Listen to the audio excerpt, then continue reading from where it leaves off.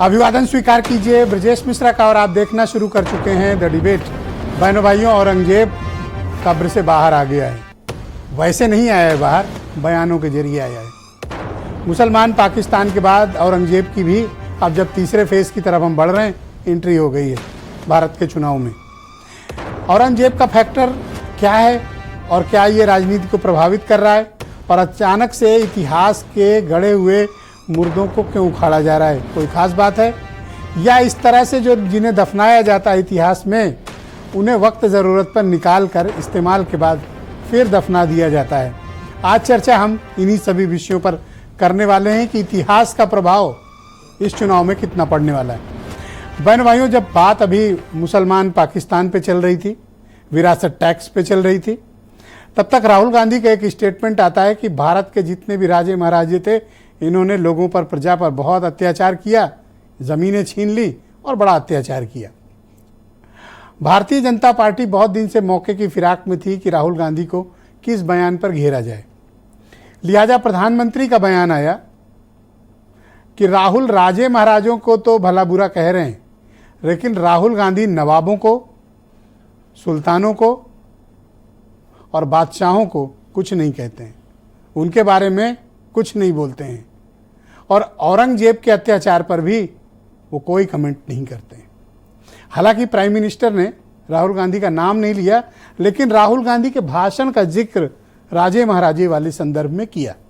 इसलिए हमने डिबेट आयोजित की है कि लीडर, अपोजिशन के सबसे बड़े लीडर और फिर भारत के प्रधानमंत्री, इन दो के स्टेटमेंट आते हैं और इतिहास को सामने रखकर वर्तमान और भविष्य की राजनीति की जा रही है। जब हम विकसित भारत की बात कर रहे हैं तो प्रधानमंत्री को औरंगजेब याद आ रहे हैं, और जब राहुल गांधी देश को एक नई दिशा और विजन देने की बात कर रहे हैं, तब वो कई सौ साल पहले राजे महाराजों के अत्याचार का जिक्र करते हैं। क्या अब वर्तमान में मुद्दों की कमी है? क्या इस चुनाव में मुद्दे कुछ और हैं, या फिर इन मुद्दों के सहारे चुनाव की वैतरणी पार करने का मन बना रखा है सबने? इस बयान का, विशेष तौर पर औरंगजेब वाले बयान का, क्या कोई इम्पैक्ट है? इसका कोई इम्पैक्ट पड़ेगा? राजे महाराजों के अत्याचार का मसला कोई इम्पैक्ट करेगा क्या? ये सब बहुत ढेर सारी बातें हैं, और ऐसा नहीं कि पहली बार इस तरह की टिप्पणियां हुई हों। पुरुषोत्तम रूपाला की राजपूत समाज पर की गई टिप्पणी का बवाल आज तक बीजेपी झेल रही। वो 3-4 बार माफी मांग चुके, लेकिन उनके खिलाफ माहौल में, गर्मी में कोई कमी नहीं है। बहनों भाइयों, इतिहास कब आता है चुनाव में? तब जब क्या बाकी मुद्दे फेल हो जाते हैं, क्या और मुद्दे ग्राउंड पर काम नहीं कर रहे होते हैं, और क्या वाकई में इतने अत्याचार सैकड़ों सालों पहले हुआ है, तमाम साल पहले हुआ है, कि उसका जिक्र आज के चुनाव में करना ज़रूरी है? क्या हमारे पास विज़न की कमी है? क्या हमारे पास हमारे अपने मसाइल वर्तमान के कम हैं? और क्या हमारे पास भविष्य में मुद्दों की कमी है? क्या हम एक विजनलेस सोसाइटी हो गए हैं? हम सभी मुद्दों पर खुलकर बात करें, इतिहास पर भी, वर्तमान पर भी और भविष्य पर भी। आप कुछ स्टेटमेंट सुन लें, फिर हम आज की परिचर्चा को आगे बढ़ाएंगे। जो अत्याचार नवाबों ने किए, निजामों ने किए, सुल्तानों ने किए, बादशाहों ने किए, उसकी बात पर तो शाहजादे के मुंह पर ताला लग जाता है। कांग्रेस को औरंगजेब के अत्याचार याद नहीं आते, जिसने हमारे सैकड़ों मंदिरों को तोड़ा, अपवित्र किया। कांग्रेस तो औरंगजेब का गुणगान करने वाली पार्टियों के साथ खुशी से गठबंधन करती है। ये बीजेपी वाले जहां जहां जा रहे हैं, हम लोगों की बुराई कर रहे हैं। जहां जाते हैं बुराई करते हैं, लेकिन इस बार हम लोगों ने तय कर लिया है कि इनकी बैंड बाजे से विदाई करेंगे, बहुत ढोल नगाड़े से विदाई करेंगे। ये 14 में आए थे और 24 में चले जाएंगे। इन्होंने बहुत अन्याय किया है, बहुत लोगों को तकलीफ परेशानी पहुंचाई है। बहनों भाइयों, आज की परिचर्चा को शुरुआत करते हैं। राहुल गांधी का बयान हम आपको थोड़ी देर में भी दिखाएंगे। समीर सिंह उत्तर प्रदेश में भारतीय जनता पार्टी के प्रवक्ता हैं, सुरेंद्र राजपूत कांग्रेस से हैं, मसूद अब्दुल्ला साहब मौजूद हैं, लखनऊ के नवाब हैं। ये बताएंगे कि नवाबों ने कितने अत्याचार किए थे और कारण क्या थे। आसिम वकार MIM के राष्ट्रीय प्रवक्ता हैं। थोड़ी देर में हमें अवध ओझा जी ज्वाइन करेंगे, जाने माने इतिहासकार और समाजवादी पार्टी के प्रवक्ता सुनील साजन। वीरेंद्र सिंह जी हमारे स्टेट हेड, आप सभी का शुक्रिया और धन्यवाद इस कार्यक्रम में हमारे साथ उपस्थित रहने के लिए। समीर सिंह जी, आप बताइए कि औरंगजेब का जिक्र करने की प्रधानमंत्री को जरूरत क्यों पड़ी? क्या आपके पास मुद्दों की कमी है जो आप औरंगजेब का जिक्र करके वोट लेना चाहते हैं? नहीं, देखिए, औरंगजेब का जिक्र प्रधानमंत्री जी ने कब किया? जब राहुल गांधी ने इस देश के लोगों का अपमान किया। और राहुल गांधी निरंतर अपमान कर रहे हैं, देश की जनता का अपमान कर रहे हैं, पॉलिटिकल पार्टियों का अपमान करते हैं, प्रधानमंत्री का अपमान करते हैं और अपने नेताओं का भी करते हैं। राहुल गांधी का बचकानापन, मनमोहन सिंह के फैसले को पॉकेट से निकालना और मीडिया के सामने फाड़ना, और जिस प्रकार का राहुल गांधी का कल बचकानापन था कि साहब रियासतों ने तो अत्याचार अन्याय किया, उन्होंने रियासतों को दोषी ठहरा दिया। राहुल गांधी को यही नहीं पता कि सब समाज के लोग रियासतों में थे, उनका देश में योगदान है, उन्होंने देश के लिए काम किया है, उन्होंने समाज के लिए काम किया और सभी जाति धर्म की रियासतें थी। और राहुल गांधी जिनको कटघरे में खड़ा करना चाहिए, माननीय प्रधानमंत्री जी ने वही कहा जो मुगल आक्रांता थे, जिन्होंने देश को लूटा था, जिन लोगों ने देश को बर्बाद किया था, जिन्होंने हमारी संस्कृति, हमारी सभ्यता, हमारे मेल मिलाप को तोड़ा था, नफरत पैदा किया था, उनके खिलाफ न बोल के राहुल गांधी देश के अंदर त्याग और तपस्या और संघर्ष करने वाले लोगों के खिलाफ बोल रहे हैं। तो माननीय प्रधानमंत्री तो आपके मुताबिक राजे महाराजे संघर्ष, त्याग तक तपस्या किए थे? निश्चित, मैं 200 उदाहरण दे सकता हूं ब्रजेश जी। आप लक्ष्मीबाई का उदाहरण ले लीजिए, रियासत थी। राणा प्रताप का उदाहरण ले लीजिए, रियासत थी। राणा प्रताप ने देश के लिए कितनी कुर्बानी दी, उनके पूरे खानदान ने कितनी। मैं 200 डिबेट में हम हैं, समय कम है, मैं 200 लोगों का नाम गिना सकता और सभी जाति धर्म संप्रदाय के अंदर गिना सकते हैं। दूसरा आपसे सवाल है कि क्या राहुल गांधी ने हिंदू शासकों का जिक्र किया इसलिए प्राइम मिनिस्टर ने मुसलमान शासकों के नाम लिए? राहुल गांधी की ये नादानी है, नासमझी है और कहीं न कहीं कांग्रेस की भी नासमझी है। कांग्रेस के आप मैनिफेस्टो को देखिए, कांग्रेस जो है विरासत टैक्स की बात करती है।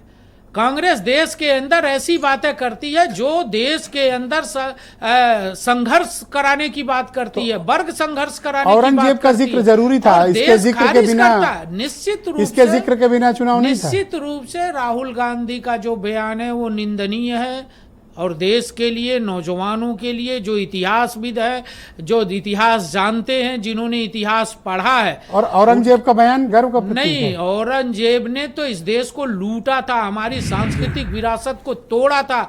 औरंगजेब से बड़ा लुटेरा और डाकू कोई नहीं हो सकता। इतिहास आप पढ़िए, इतिहास को समझिए, इतिहास देखेंगे तो आपको लगेगा कि औरंगजेब ने जितना अत्याचार अन्याय किया था, हमें पर लगता आप तो है। विकसित भारत की बात कर रहे थे। हम कर रहे हैं, तो हम आज भी कर रहे हैं। 1700 कुछ में शायद डेथ हो गई हम थी। आज भी कर रहे हैं साहब ब्रजेश जी। और जो भी इंसान, जो भी पीढ़ी, जो भी नौजवान अपने इतिहास को नहीं जानता, अपने महापुरुषों को नहीं जानता, अगर इस देश का नौजवान इतिहास और महापुरुषों को नहीं जानेगा जी, तो कांग्रेस जैसी पार्टी, 30 सेकंड में खत्म कर दूंगा, कांग्रेस जैसी पार्टी आजादी के आंदोलन के बाद सुभाष बाबू की लाश पर भी कांग्रेस ने समझौता किया था कि हम जिंदा या मुर्दा सुभाष बाबू मिलेंगे तो मैं उनको अंग्रेजों को सौंपूंगा। ये वही कांग्रेस के नेता हैं, वही कांग्रेस के नेता है राहुल गांधी। उस समय तो यहाँ अंग्रेजों का राज था। अंग्रेज आजादी मिलने की बाद की बात कर रहा हूं। कांग्रेस के नेताओं ने समझौता किया था और कांग्रेस ने हमेशा देश विरोधी काम किया। कांग्रेस ने तो सत्ता के लिए भारत पाकिस्तान का सुरेंद्र राजपूत के धन्यवाद, बहुत शुक्रिया आपका। मैं सुरेंद्र राजपूत को आमंत्रित करता हूं, कांग्रेस कमेटी के प्रवक्ता हैं। सुरेंद्र जी, आपका स्वागत है। मैं आपसे जानना चाहता हूं कि राहुल गांधी ने की नज़र में और कांग्रेस पार्टी की नज़र में क्या सभी राजा महाराजा अत्याचारी थे और ज़मीनें कब्जा करते थे, जुल्म और ज्यादती करते थे। क्या आप ये कहना चाहते हैं कि हिंदू शासक जितने थे वो सब अत्याचारी थे और बाकी सब बड़े अच्छे थे? क्या जरूरत पड़ी आपको ऐसा बोलने की? बहुत बहुत शुक्रिया ब्रजेश भाई, आपने समीर सिंह जी के जरिए भारतीय जनता पार्टी का असली चेहरा उजागर करने में मदद करी। समीर सिंह जी, आपका बहुत शुक्रिया, आपने बड़ी अच्छी बातें करी जनता। ना सर, प्लीज प्लीज, पहला राउंड है, सब अपनी बात कहें। बहुत अच्छा, चेहरे की बात। हाँ, सर, प्लीज। बहुत जो घृणित चेहरा था भारतीय जनता पार्टी का वो साफ कर दिया। पर्सनल कमेंट नहीं, बिल्कुल हाँ, नहीं, सर। मैं भाजपा के ऊपर कर तो रहा हूं ठीक सर, है। आप देखिए बोल Go ahead, दीजिए go ahead। आप। दो चीजें, पहली बात तो जो राहुल गांधी जी ने कहा बिल्कुल सही कहा, राजा महाराजा, राजे महाराजे में हिंदू मुसलमान सिख ईसाई कहां हो गया? महाराजा रणजीत सिंह भी राजा थे, सारे राजा राजा थे। हम तो एक बात कहते हैं, राजा में हिंदू मुसलमान होता ही नहीं, न सिख ईसाई होता है। राजा का मतलब, महाराजा का मतलब एक पद है जिसपे चाहे हिंदू बैठा हो चाहे मुसलमान बैठा हो।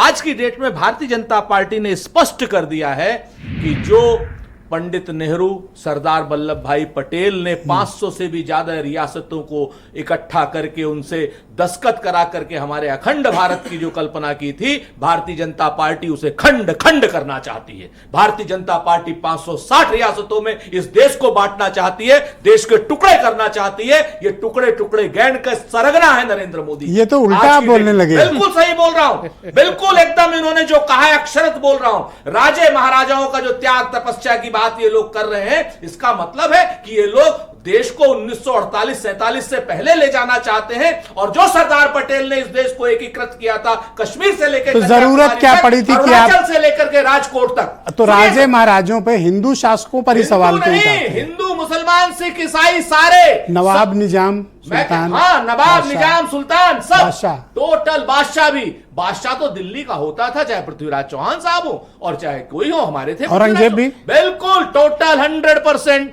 आप इस चीज को जान लीजिए। मैं आपसे जिम्मेवारी से कहता हूं कि आज भारतीय जनता पार्टी का चेहरा सामने आ गया है। 500 से ज्यादा रियासतों आप औरंगजेब को कैसा हमने शासक एक मानते किया।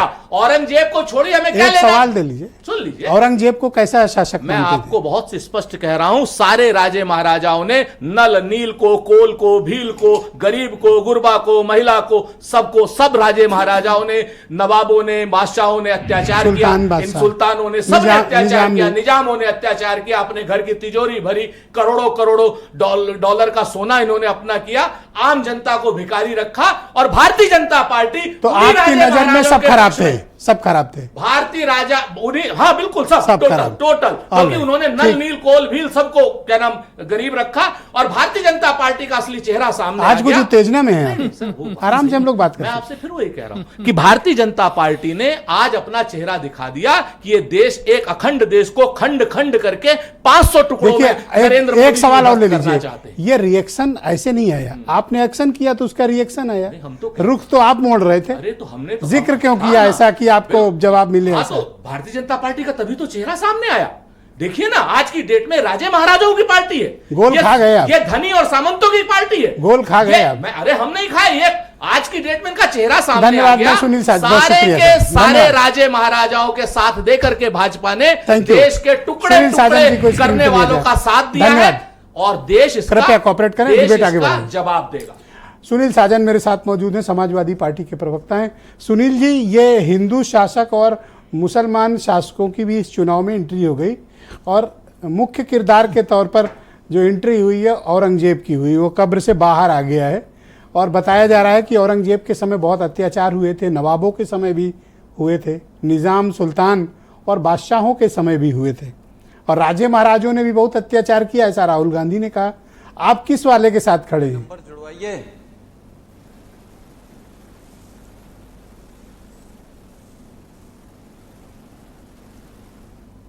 सुनील जी, आप मुझे सुन पा रहे हैं? फोन कट गया। सुनील जी, तो आपको मेरी आवाज आ रही है? नहीं, आवाज नहीं आ रही। ऑल राइट, मैं सुनील जी को वापस कनेक्ट करने की कोशिश करूंगा। मेरे साथ आसिम वकार मौजूद हैं, MIM के राष्ट्रीय प्रवक्ता हैं। वकार साहब, स्वागत आपका।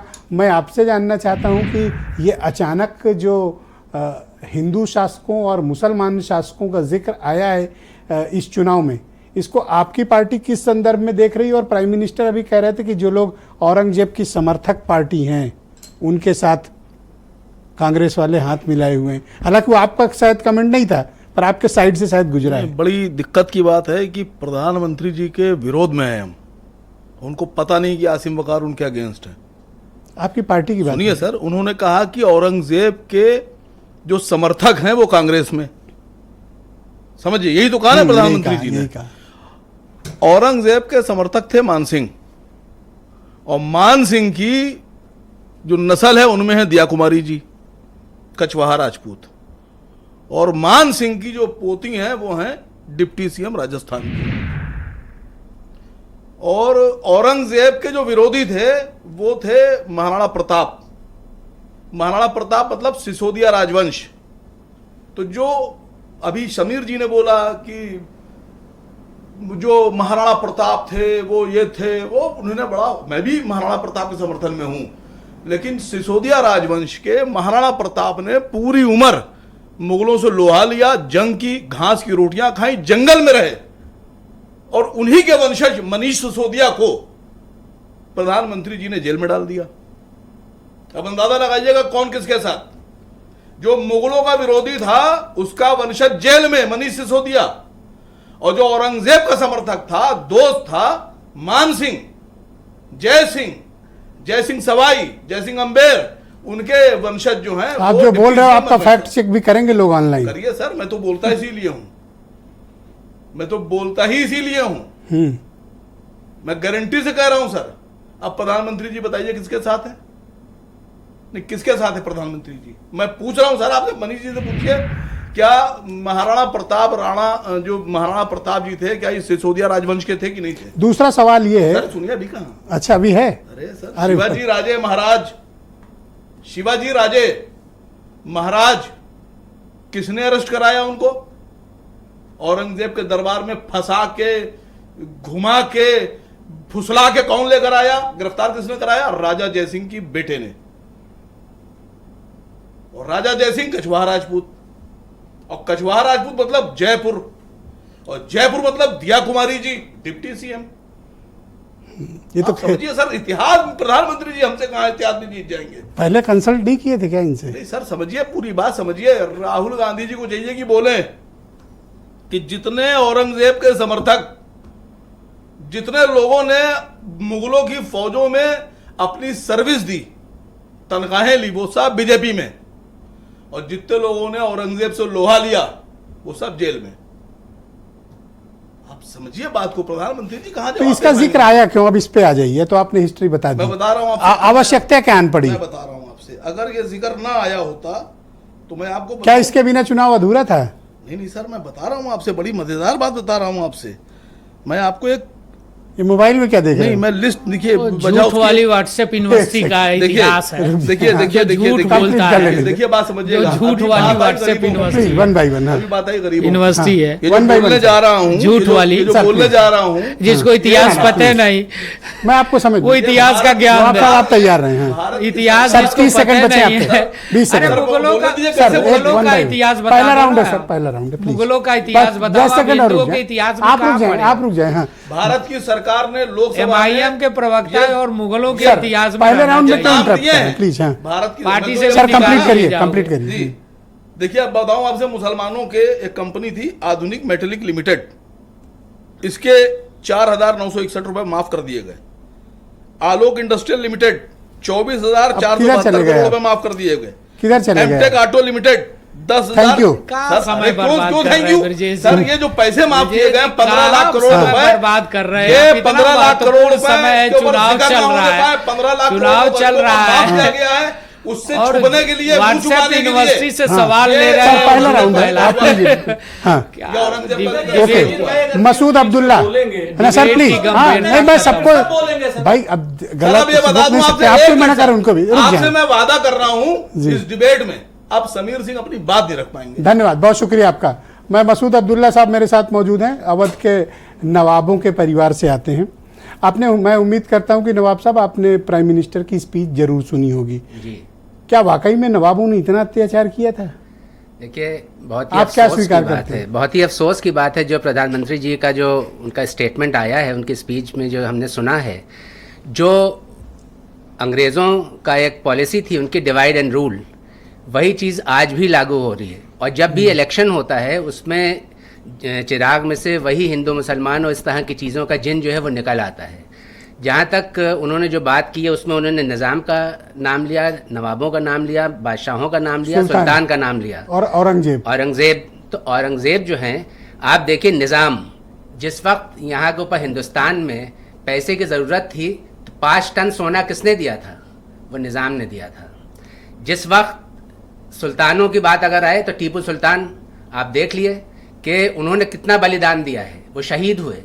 उसके अलावा नवाबीन अवध की बात अगर आप देखिए तो नवाब वाजिद अली शाह, जो गंगा जमनी तहजीब जो लखनऊ की है वो इन्हीं नवाबों की ही देन है। और नवाबीन अवध में जब नवाब वाजिद अली शाह जब लखनऊ से कलकत्ता तशरीफ़ ले जा रहे थे, उस वक्त बनारस के जो महाराजा थे उनके वो 15 दिन मेहमान रहे, और वहाँ रह के जो गंगा आरती है उसकी शुरुआत किसने की? नवाब वाजिद अली शाह ने की। जो आपका वहाँ के ऊपर मंदिर है, मंदिर के सामने जो है जो शहनाई का प्रचलन है वो किसने किया? नवाब वाजिद अली शाह ने किया। और यहाँ ऐशबाग की जो यहाँ पर ग्राउंड है, क्या अत्याचार, गरीबों के साथ क्या क्या अत्याचार करते थे? कोड़े से लोग मारे जाते थे। कोई मिसाल दी? खाने पीने को लोगों को था नहीं उस वक्त। खाने पीने की जिस वक्त नवाब आसिफउद्दौला बड़े इमामबाड़े की तामीर करवा रहे थे, जिस वक्त तामीर करवा रहे थे उस वक्त कहर पड़ा हुआ था। तो जब इमामबाड़े की तामीर कराया, जब जितनी और कुछ कराते तो मानते। अरे बेगम आलिया ने अलीगंज का जो मंदिर है यहाँ का मशहूर, वो किसने बनवाया? अगर इमामबाड़ा रूमी गेट बनवाया था तो कुछ और भी बनवाते। अलीगंज का मंदिर किसने किया? जो आपका बड़ा मंगल है वो किसने किया? नवाबों ने शुरू किया। जो ऐशबाग में जो आपकी रामलीला ग्राउंड है वो किसने दी? नवाब वाजिद अली शाह ने दी। हनुमानगढ़ी में जो मंदिर के लिए जो जगह दी वो किसने दी? नवाब शुजाउद्दौला ने दी। तो आप एक तरफा बात ना करिए। अफसोस ये होता है कि हमारे प्राइम मिनिस्टर जो हैं उनको हिस्ट्री की नॉलेज ही नहीं है। उनको ये समझना चाहिए, जब वो बनारस से खड़े हुए हैं तो कम से कम कभी तो इतने 2 टर्म खड़े हो चुके हैं, जीत चुके हैं, कभी तो इस बात को रिकॉग्नाइज करते कि नवाब वाजिद अली शाह ने जो गंगा घाट चुनाव में जिक्र क्यों आया, आपको क्यों लगा? वो भाई ऐसा है कि हमने पहले ही ये चीज, ये इतिहास है या फिर राजनीति है? ये पूरी राजनीति है, क्योंकि इस वक्त मुद्दा जो है वो ये है, जब कोई कमजोर पड़ता है तो दूसरे के ऊपर जो है। शुक्रिया सर। मैं डिबेट के दूसरे चरण में आपके बाकी विचारों को स्थान दूंगा। मेरे साथ अवध ओझा जी भी जुड़े हुए दिखाई दे रहे हैं। सर 2 मिनट वेट करिएगा, आपके पास आता हूं। आपसे बहुत ढेर सारे मेरे पास सवाल हैं। मैं सुनील साजन जी को आमंत्रित करता हूं, समाजवादी पार्टी के प्रवक्ता हैं। सुनील जी, आप मुझे सुन पा रहे हैं? जी ब्रजेश। आप राजे महाराजों वाले बयान के साथ हैं या फिर नवाब, सुल्तान, निजाम और बादशाहों वाले के और औरंगजेब के? देखिए ब्रजेश जी, मैं आपके उस बात से अपनी बात शुरू करूंगा। आपने पूछा कि इतिहास कब याद आता है। राजनीति में और चुनाव में इतिहास अगर किसी को याद आ रहा है तो इसका मतलब उसका वर्तमान खराब है। 10 साल के माननीय प्रधानमंत्री जी वो महंगाई पे बात नहीं कर रहे हैं। उनके जो पुराने मुद्दे थे क्या थे? महंगाई, भ्रष्टाचार, बेरोजगारी, देश की सीमाएं, बहन बेटियों की सुरक्षा। तो इस पर किस पर बात कर रहे हैं वो? क्या महंगाई पर प्रधानमंत्री जी बोले पूरे चुनाव में? क्या बेरोजगारी पर बोले पूरे चुनाव में? क्या देश की सीमाओं पर बोले, देश की संसद पर बोले? और बोल किस पर रहे हैं? देखिए, मैं बड़ी ईमानदारी के साथ इस बात को स्वीकार करता हूं, इस देश में बहुत से राजा, महाराजा, नवाब, सुल्तान थे जिनका बहुत शानदार इतिहास है, और बहुत सारे राजा, महाराजा, नवाब, सुल्तान थे जिनका बहुत खराब इतिहास है। ओझा सर जुड़ गए हम लोग, क्योंकि इतिहास के स्टूडेंट नहीं हैं। मुझे लगता है इतिहास बेहतर वो बताएंगे, लेकिन जो बात आज ऐसा लग रहा है कि आप पल्ला छुड़ाना चाहते हो, आप उसको बीजेपी समझ नहीं पा रही हो। नहीं, मैं आ रहा हूं उस पर। जो बात राहुल गांधी जी ने कही वो बात राजतंत्र और प्रजातंत्र, लोकतंत्र की है।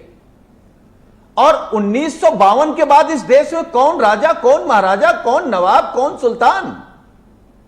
तो राहुल गांधी को जिक्र करना था तो नवाब, निजाम, सुल्तान, बादशाह, औरंगजेब बोल देते। आप सिर्फ राजा महाराजा, मतलब आप हिंदू शासकों का जिक्र कर रहे हैं। राजा ये मुख्य आपत्ति है बीजेपी की। देखिए ब्रजेश जी, नहीं ब्रजेश जी, राजा की कोई जाति नहीं होती है। नवाब को भी तो राजा ही कहते हैं, सुल्तान को तो राजा ही कहते हैं, राजा को राजा ही कहते हैं, महाराज को राजा ही कहते हैं। सरकार ठीक है, सरकार की कोई आपके जाति दिए नहीं हुए होती। समय से अब मैं ओझा जी को आमंत्रित करता हूं। क्या अवध ओझा जी सरकार की कोई भारत जाति के है? बहुत ही प्रसिद्ध मशहूर इतिहासकार हैं, हमें ज्वाइन मेरा कर कहने चुके का- हैं। मैं ओझा जी को इस कार्यक्रम में आमंत्रित करता हूं। ओझा जी, आपका विशेष शुक्रिया। मैं समझ सकता हूं आप कहीं ट्रेवल पे हैं और अर्जेंटली आप जुड़े, इसके लिए आपका धन्यवाद पहले तो। दूसरा, हमें थोड़ा सा ये नवाबों का, सुल्तानों का, बादशाहों का, औरंगजेब का और इन राजे महाराजों की जनता के साथ हैंडलिंग में क्या था? ये जुल्म ज्यादती करते थे या फिर अच्छे परोपकारी काम भी करते थे? थोड़ा हिस्ट्री पर सर फोकस डालें और दर्शकों को इनलाइटन करें थोड़ा। सर, इतिहास हमेशा दो लोगों के लिए लिखा जाता है। एक तो शाही वर्ग के लिए लिखा जाता है, एक आम वर्ग के लिए लिखा जाता है। और जहां तक रहा सर जुल्म और जाति की, बस एक लाइन में बोलूंगा सर, उसको क्या देगा मौला जिसको देगा असफुद्दौला। सर, असफुद्दौला नवाब था सर अवध का, उसके बारे में ये कहावत फेमस थी सर जी, कि उसको क्या देगा मौला जिसको देगा असफुद्दौला। तो सर, राजाओं की, जैसे अभी सुनील साजन जी ने कहा कि राजाओं की कोई जाति नहीं होती, ये बात एकदम स्पष्ट है सर। तो हमारे, हालांकि उस मध्यकाल के इतिहास को अभी लाना उचित नहीं है सर।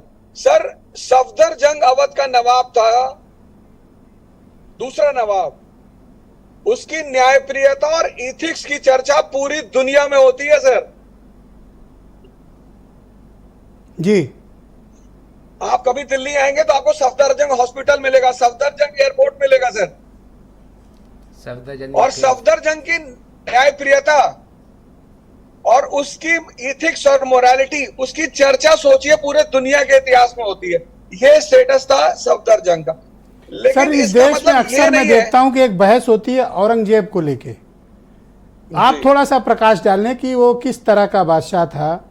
क्या वाकई उसने बहुत अत्यधिक जुल्म और ज्यादती की थी? सर, वो व्यक्ति अपने समय का शिकार था। आर्थिक संकट से मुगल साम्राज्य गुजर रहा था सर। उसके समय में आके आर्थिक संकट बढ़ गया और राजनीतिक संकट बढ़ गया। और सर, मैं तो औरंगजेब को इसलिए कुछ नहीं कहता सर। हमारे यहाँ फिर एक कहावत है कि पूत सपूत तो का धन संचय, और पूत कपूत। सर, 1556 में कोई मुगल साम्राज्य भारत में नहीं था जब अकबर यहां मौजूद था, और उस आदमी ने 50 साल में मुगल साम्राज्य खड़ा किया। और 1659 जब मुगल औरंगजेब का शासनकाल शुरू होता है तो 1707 तक सारे पिलर, सारे खंभे हिल गए। सर, जिस आदमी ने मरते वक्त खुद अपने बेटे से कहा कि बेटा जिंदगी में सलाहकार अच्छे रखना, मैं तो कुछ कर नहीं पाया कायदे का, लेकिन कोशिश करना कि जीवन में सलाहकार अच्छे रखना, तो उसको आतंकी, आताताई, उससे कहने की क्या फायदा। सर, औरंगजेब का सबसे खास आदमी, सबसे खास, जिसको उस आदमी ने सेना का चार्ज दिया जो कि संभव नहीं था, वो थे महाराजा जय सिंह। अभी असीम वकार सर ने उनका नाम लिया जी। सर। इतनी प्यारी दोस्ती थी दोनों आदमी की, महाराजा जय सिंह और औरंगजेब की, उसका कोई मिसाल नहीं है सर। तो राजनीतिक घटनाएं, वो राजनीतिक परिदृश्य बिल्कुल अलग है सर। पर ऐसा इतिहास औरंगजेब में को भी तमाम हालांकि- लोग चर्चा करते हैं, मुझे तो नहीं पता, आप उसको बेहतर बता पाएंगे, कि वो उसने इस्लामीकरण के लिए तमाम दूसरे धर्मों को, विशेष तौर पर हिंदू धर्म के तमाम प्रतीक चिन्हों के साथ मंदिरों में तोड़फोड़ की, उनको नष्ट कराया, और सर देखिए, जुल्म और ज्यादती धार्मिक आधार पर करता था वो। नहीं सर, अगर जुल्म और जाति धार्मिक का सर, 33,000 सबसे ज्यादा मराठा और उसके बाद राजपूत मनसबदार उसके पास थे सर। सर, तथ्य के आधार पर तो यह बात प्रूव ही नहीं हो सकती। उसके जो सबसे ज्यादा मनसबदार थे वो थे मराठा और राजपूत। हाँ, ये बात एकदम सही है सर कि उसने कहीं ना कहीं धर्म के प्रभाव में कुछ ऐसे डिसीजंस लिए जो बाद में उसके लिए नासूर बन गए। जैसे 1679 में उसने जजिया लगा दिया, वो उसके लिए नासूर बन गया सर, वो उसके लिए एक दर्द बना और वो उसे नहीं करना चाहिए। सिखों के साथ भी तो कितनी ज्यादती और जुल्म किए थे उसने। सर सिखों के साथ किया। गुरुदेव जो गुरु गोविंद सिंह जी थे वो पत्र लिखते थे औरंगजेब को, उन पत्रों के संकलन को जफरनामा कहते हैं सर। और बाद में औरंगजेब ने उन्हें कॉल किया कि गुरु महाराज आइए, मैं आपसे मिलना चाहता हूं। लेकिन इससे पहले कि गुरु गोविंद सिंह औरंगजेब से मिलते, 1707 में औरंगजेब की डेथ हो गई और 1708 में गुरु गोविंद सिंह जी की डेथ हो गई।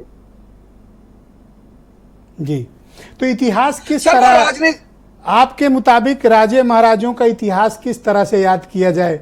मैंने तो जर्मनी दास की वो 2 पुस्तकें पढ़ी हैं, महाराजा और महारानी। तो सर वैसे तो अब आप आचार्य समझ सकते हैं कि मेरा नॉलेज क्या होगा। मुझे इतना ही सर पता है। वैसे तो आज सर वैसे तो आचार्य चतुर्सेन की एक नॉवेल है गोली। जी, गोली। अगर उसको कोई पढ़ ले, हाँ गोली, तो महाराजाओं से एक अजीब तरह का उसको विद्वेष पैदा हो जाएगा। लेकिन सर कोई हिंदू या मुसलमान राजा की बात नहीं है सर।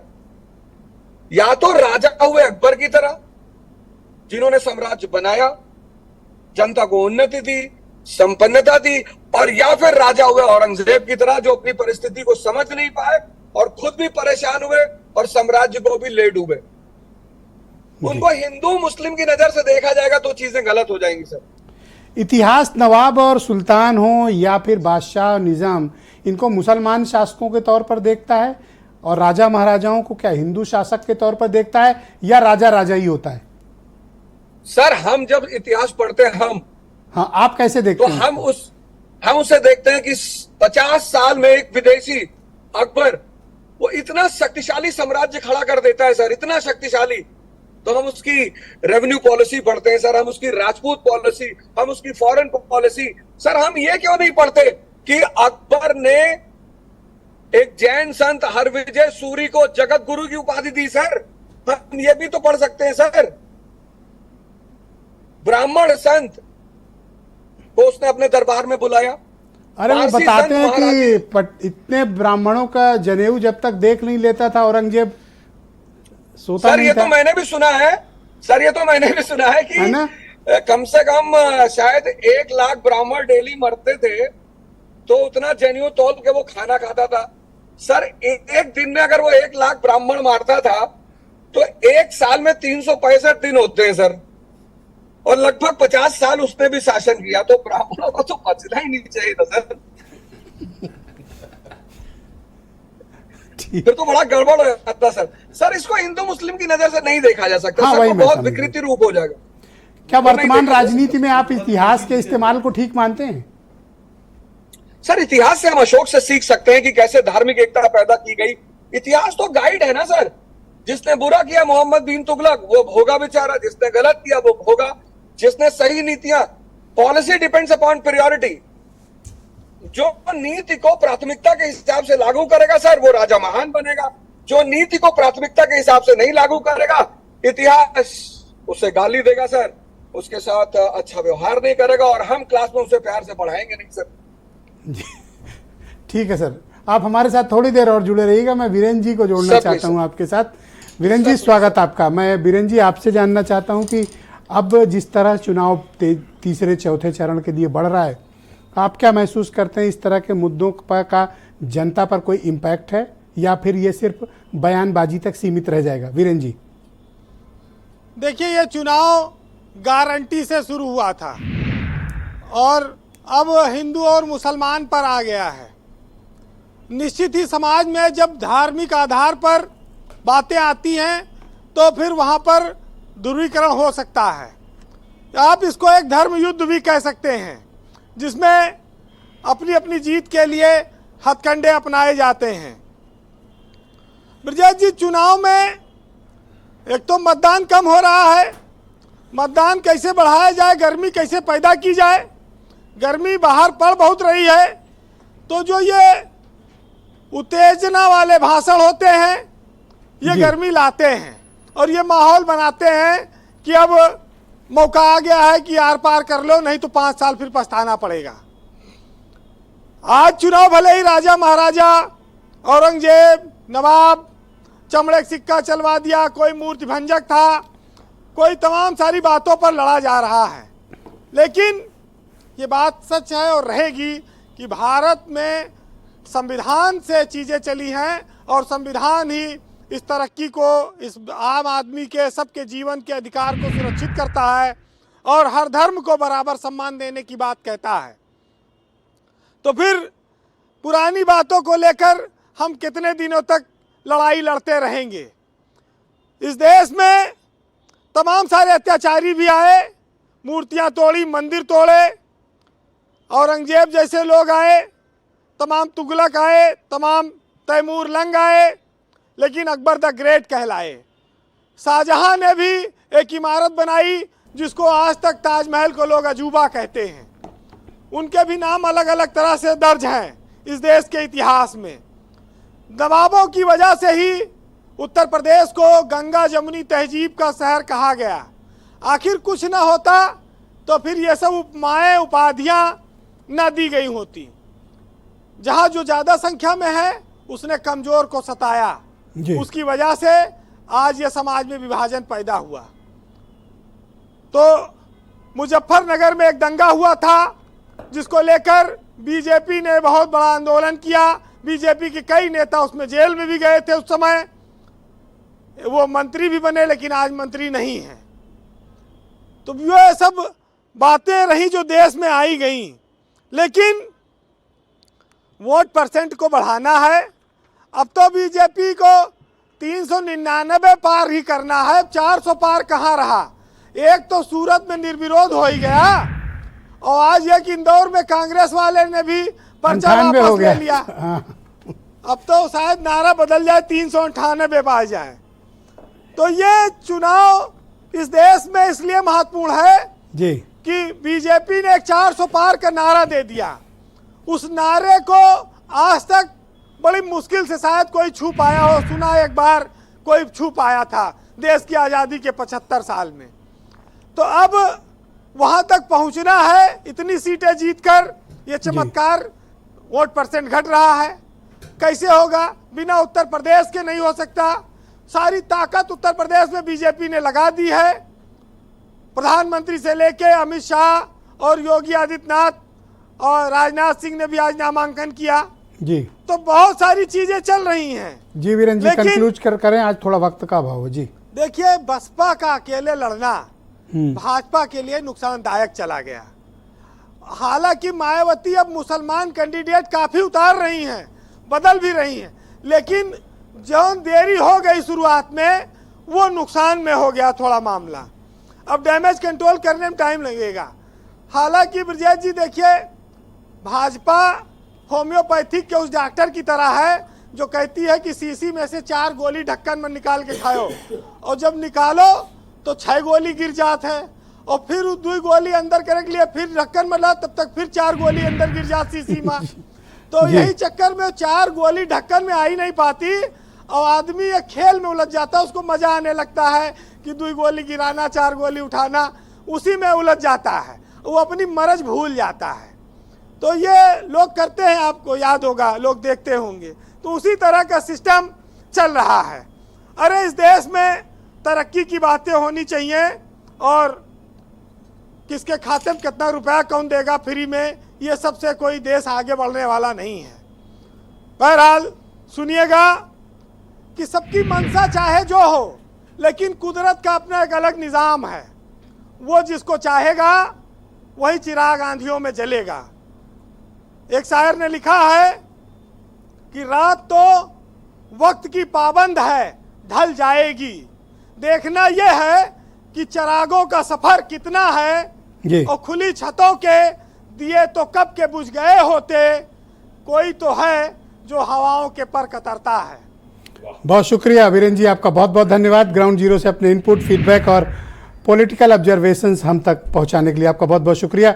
बहनों भाइयों, डिबेट का दूसरा चरण जल्दी से प्रारंभ करते हैं। मेरे साथ समीर सिंह हैं, बीजेपी के प्रवक्ता हैं। ऐसा प्रतीत होता है कि आप इस मुद्दे का राजनीतिक इस्तेमाल करना चाहते थे और अब ये आपको उल्टा पड़ रहा है। नहीं ब्रजेश जी, हमको क्या उल्टा है? जिसने बोला राहुल गांधी ने, उनको उल्टा है। हमको किस बात का उल्टा है? हम तो राजनीतिक इस्तेमाल कर भी नहीं रहे थे।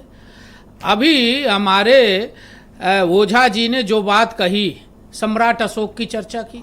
सम्राट अशोक ने क्या किया था? समाज की अच्छाई के लिए काम किया था। मोदी जी ने क्या किया है 10 साल में? समाज की भलाई के लिए काम किया है। 3 तलाक किसने खत्म किया? मुस्लिम बहनों के लिए। कौन चाहता है कि उसके बहन का हलाला हो? 3 तलाक हमारी सरकार के प्रधानमंत्री मोदी जी ने खत्म किया। आतंकवाद किसने खत्म किया? अलगाववाद किसने खत्म किया? नक्सलवाद किसने खत्म किया? सांप्रदायिक दंगे किसने खत्म किया? हमारी सरकार, हमारे मुख्यमंत्री और हमारे प्रधानमंत्री ने खत्म किया। वहीं दूसरी तरफ कह रहा हूं कि मुगल आक्रांता, ओझा जी भी मेरी बात से सहमत होंगे कि इतिहास का 2 पक्ष है। एक गिलास में आधा गिलास पानी भरा है और आधा गिलास खाली है। और मैं एक और उदाहरण देना चाहता हूं।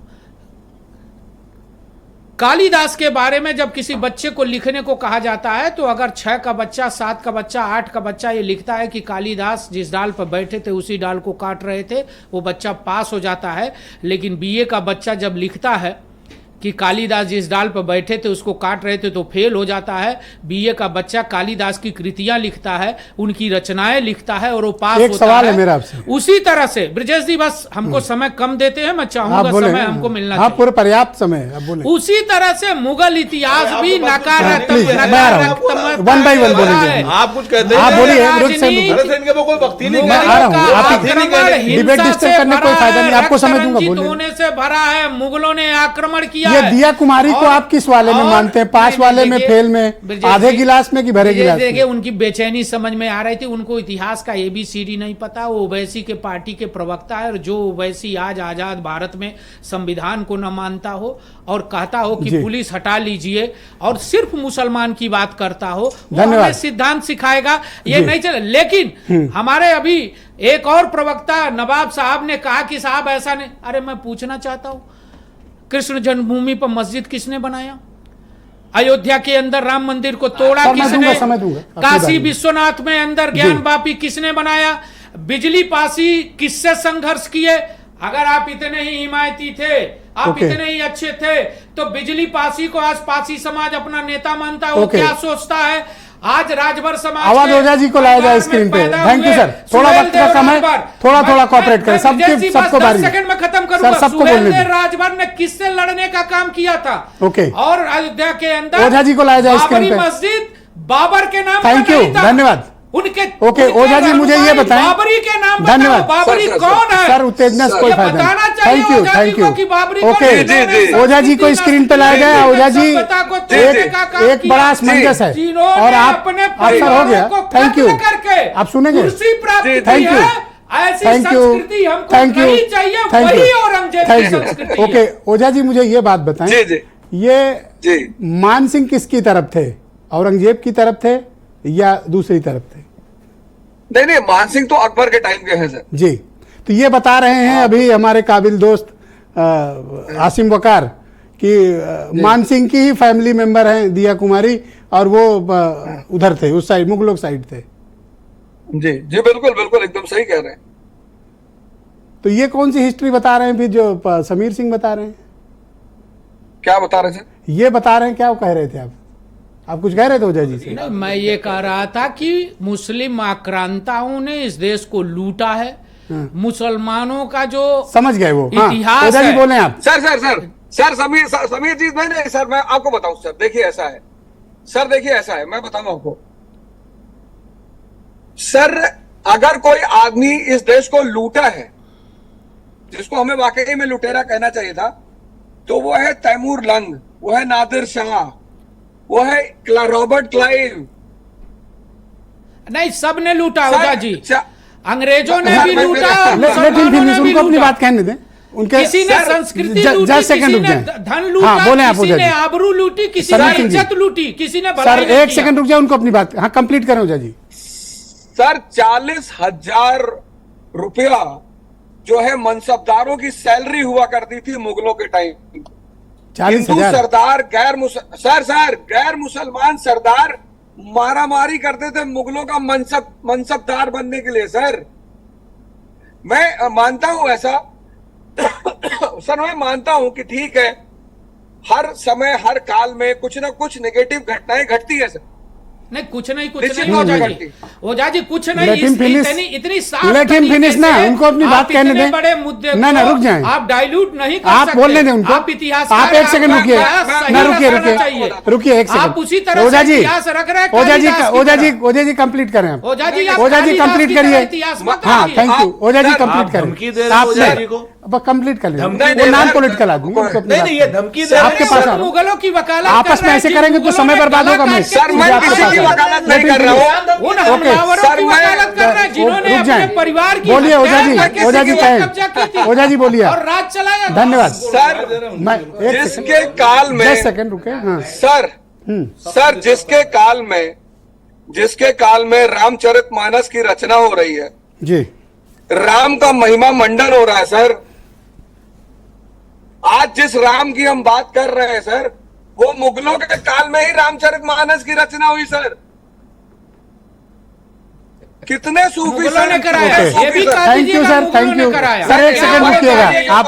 क्या सुरेंद्र जी बात कुछ है? कहना आप चाहते हैं, बैठ आप के बोलिए चैनल सुरेंद्र जी। पे। सुरेंद्र जी बोलिए। कौन सी हाँ बात एक सेकंड करते हैं बोलिए। जिन्होंने राम के सर मंदिर आप को उनकी तोड़ा बारी है, और अब उनको बोलने दें। रामचरितमानस आप बोले, बनवाया। आप कहें। मैं छोटी छोटी 3 बातें कह रहा हूं। पहली बात, आज एक इतिहास हुआ है, रहस्योद्घाटन इतिहास का, कि कर्नाटक में नरेंद्र मोदी जी जिस रेवन्ना के लिए वोट मांग रहे थे कि इसका हर एक वोट मुझे जाएगा, कौन रेवन्ना? वो रेवन्ना जो है जेडीएस का सांसद अच्छा। सर, 2700 महिलाओं का दुराचारी, एक ये इतिहास है। और नरेंद्र मोदी जी और उनकी पार्टी आज की डेट में भारतीय जनता पार्टी उसकी गलबैया कर रही है और उसके साथ एनडीए में है। कहाँ? कर्नाटक में? कर्नाटक में। ओके। आप इस चीज को देखिए और उसको जो है अब आइए इधर। 2700 अरे 2700 एक सेकंड महिलाओं रुकिए। का हार लेंगे। आप बोलें। 2700 वो जो महिलाओं सेकंड, का 10 सेकंड, हाँ। दुराचार जो दोषी होगा आज उसको की सजा डेट में मिलेगी। वो उसको जर्मनी भगवा दिया। आ रहा हूँ, आपको दूंगा समय। जैसे आराम से बात नीरव करें। मोदी को राहुल भगवाया गांधी इन्होंने, दो बातें होती हैं, दलित थोड़ा मोदी को वक्त बाद में हाँ। भगवाया इन्होंने, 10 सेकंड ऐसे प्लीज। ही हाँ। रेवन्ना को भगवा दिया।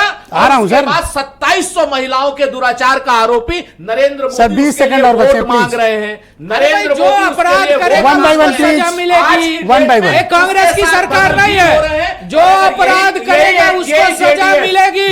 हम भी होंगे तो हमें भी मिलेगी। लेकिन आप बताओ ना, राहुल ओके, गांधी थैंक कहाँ यू, जाते हैं धन्यवाद। छुट्टी मनाने? धन्यवाद, राहुल धन्यवाद। गांधी कहाँ जाते हैं? ओके। कांग्रेस के एक ओके। दर्जन तंदूर आसिम में बकार, किसने भुना था? go ahead। तंदूर में धन्यवाद। किसने आप- भुना था? महिला Don't make it आयोग में personal. तंदूर में Don't किसने make it भुना था? personal. और कांग्रेस नरेंद्र ने मोदी हो उसको गया। देश का टुकड़ा टुकड़ा करने वाला हो नरेंद्र गया, मोदी। हो गया। अरे भाई बार Thank उनको you. तो रोक नहीं रहे। Thank you. आप सबको रोक रहे हैं। इसलिए नहीं रोक रहे हैं। सर आप भी वहीं से आए हैं, आप चिंता ना करें। गलत आप बोल रहे हैं। ये लगातार रनिंग कमेंट दोनों शांत हो।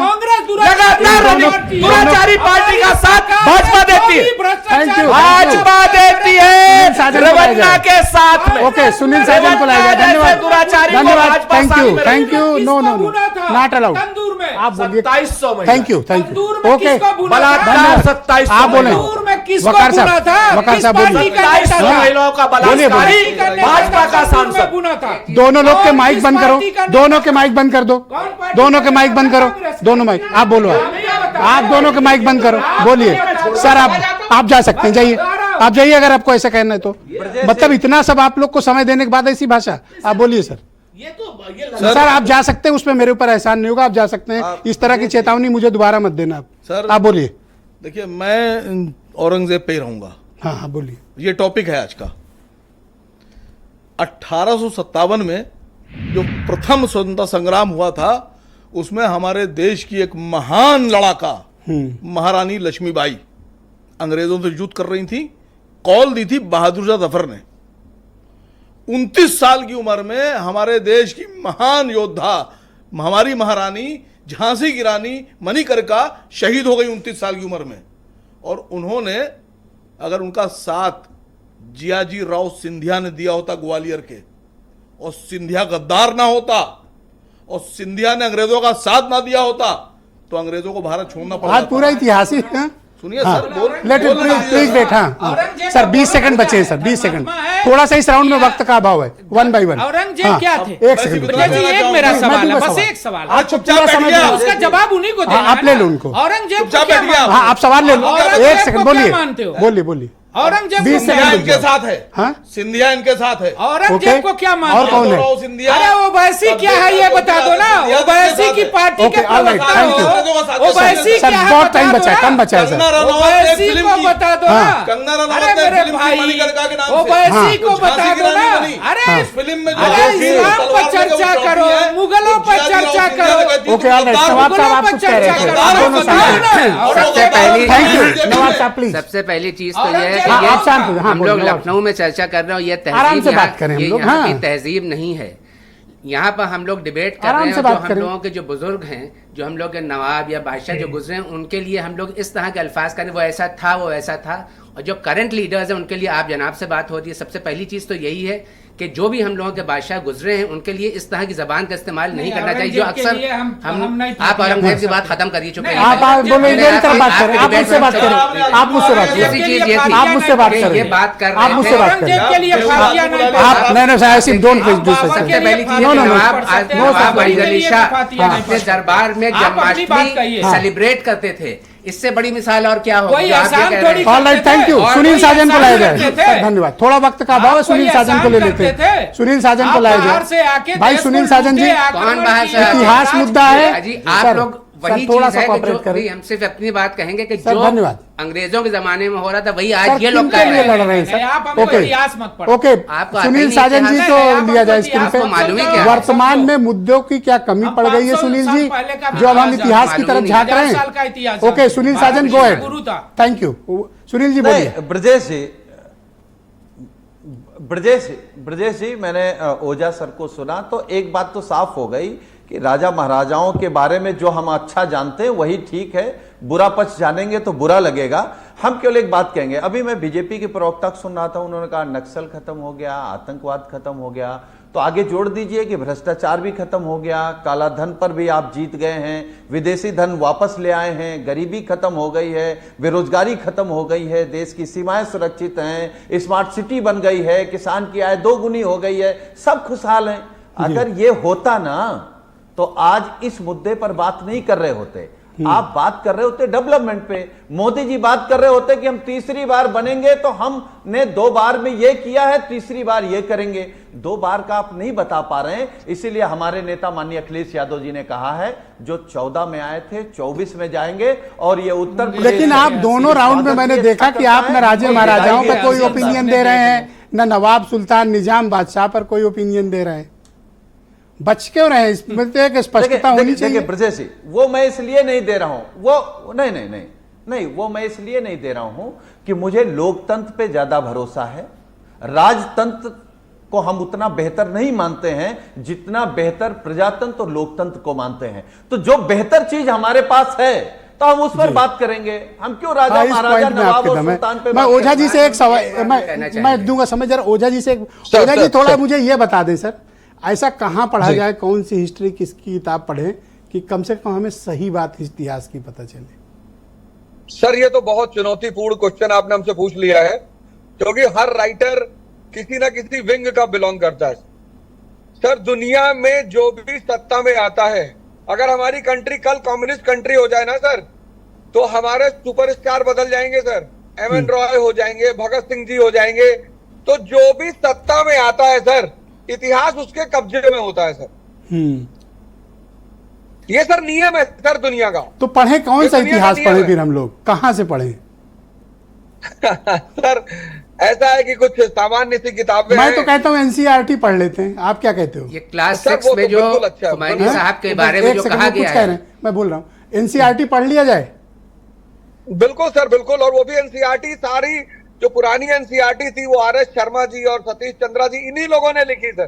सबसे बड़ी बात यह है कि पुरानी एनसीईआरटीओं को किसी मुसलमान राइटर ने लिखा ही नहीं सर। ऑलराइट सर, ये हाँ, लेकिन सर एनसीईआरटी हमें लगता है में मैं क्लास लास्ट 6 में जो हुमायूं साहब के लिए एक एविल कहा गया है, तो उसमें उसके पीछे कौन है? पब्लिशर ने माफी मांगी, लेकिन उसको जो राइटअप जो लिखा गया उसमें कौन कौन लोग थैंक यू शामिल सर, थे? बहुत शुक्रिया। एक समय चीज़ और समाप्त हो दूसरी चुका है। चीज़, मैं एक जो आप ग्लास सबका की बहुत बात इन्होंने धन्यवाद सर, कही। मैं ऑलरेडी टाइम एक्सीड कर चुका हूँ। आप सबका बहुत शुक्रिया और मैं उम्मीद करता हूँ कि आज आपका दिन सबका बहुत अच्छा रहा होगा और कल इससे भी बेहतर होगा। धन्यवाद, नमस्कार।